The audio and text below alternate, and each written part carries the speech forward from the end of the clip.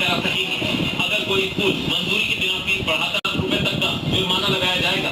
बार बार नियम से नहीं चलने पर स्कूल की मान्यता रद्द की जा सकती है।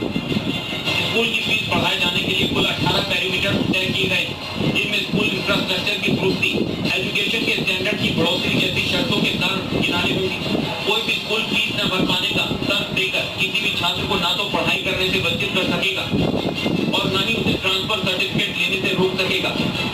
और इसके अनुसार ऐसा नहीं है कि मनमाने तरीके से फीस नहीं बढ़ा पाएंगे, क्योंकि अपर लिमिट कोई बनाई ही नहीं गई है। क्योंकि इस बिल को महाराष्ट्र, राजस्थान, दूसरे स्टेट्स का रेफर करके बनाया गया है, जहाँ पे एफआरसी जो काम कर रही है उसकी अपर लिमिट है।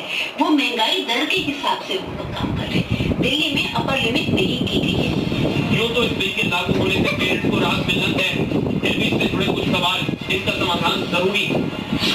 पहला सवाल तो यही है कि इस बात को सुनिश्चित किया जाना जरूरी है कि समिति समय सीमा के अंदर रहकर अपना काम करे। अनावश्यक देरी से पेरेंट को दबाव में लाने की कोशिश न हो।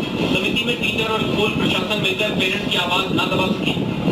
शिकायत को पुख्ता मानने के लिए कम से कम 15% पेरेंट्स की भागीदारी होने की शर्त लगाई गई।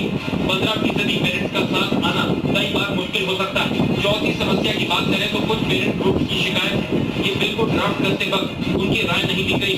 इससे बिल में पेरेंट्स की वास्तविक जरूरतों का मेल, इस पर संदेह, बड़े स्कूल डेवलपमेंट फीस के नाम पर या अन्य तरीके से फीस बढ़ाने के नए नए रास्ते निकाल सकते हैं।